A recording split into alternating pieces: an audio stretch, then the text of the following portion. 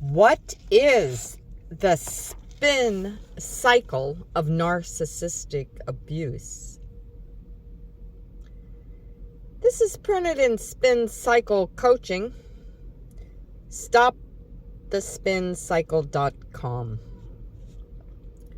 While most of us think of a spin cycle as a washing machine setting or the name of a cycling class, a spin cycle can also be synonymous with describing an emotionally abusive relationship. Specifically speaking, narcissistic abuse. Think of it this way. You're in a relationship and noticing a lot of repeating patterns going. It can feel like a tornado, a pushing and pulling with your significant other that leaves you feeling upside down. All in all, you're trapped in an upending vortex of love bombing and devaluing. It's completely exhausting. This is the spin cycle of narcissistic abuse. It's dangerous, and a cycle like this can spin you out without notice or care. The patterns don't feel like those in a normal, healthy relationship. When healthy partners argue, partners aren't left feeling confused, dizzy, and crazy. And with a narcissistic person, the cycle can repeat numerous times as they draw their target back in, while there's still more supply, regaining power and control to gain. The phases of a narcissistic spin cycle. There's several phases or states of a narcissistic spin cycle. Initially, it can feel like everything is almost too perfect. In the end, it feels like the end of the world. It's important to be able to recognize the warning signs of psychological and emotional abuse and how to deal with them before getting pulled into the spin cycle. Phase 1, idealization. The period of idealization or love bombing can often feel too good to be true, and it often is. Normal healthy relationships are often characterized by compromise, boundaries, and respect.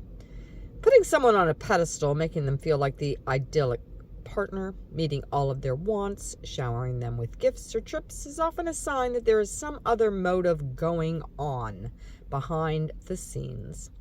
A narcissist's strategy is always psychological in nature. They know that once you're hooked, you start to become indoctrinated into their power and control structure. Phase 2, devaluing, gaslighting, projecting, attributing all their own unacceptable characteristics onto you, withdrawing affection, disappearing from contact, using the silent treatment, blame shifting, blaming the target for the narcissistic person's issues. The devaluing period causes many targeted individuals to become fully indoctrinated to the abuse. It chips away at the victim's sense of self, core values, and beliefs. The victim often feels trapped, isolated, and worn down. Phase 3. The narcissist may or may not try the tactic of hovering, love bombing, repeat, to bring the target back into the spin cycle.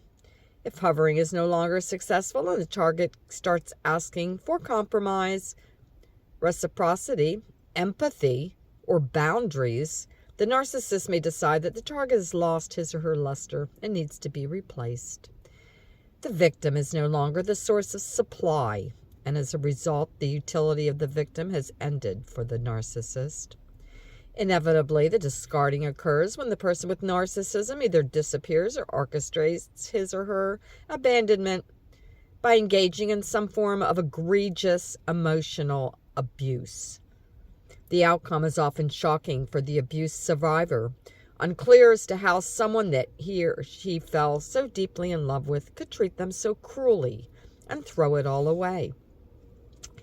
You have the resources to heal. In the end, just like the setting on your washing machine, the spin cycle of narcissistic abuse extracts so much out of us. Getting support and better understanding your situation is why we're here. We know that this type of abuse has taken away your ability to self-validate. When that happens, it's important to find a validating community so that you can begin the healing and restoration process. Eventually, you'll be able to validate yourself and reclaim your power. We can partner with you to help you understand what's happened, regain your balance, and help you gain tools to stay out of the future spin cycles.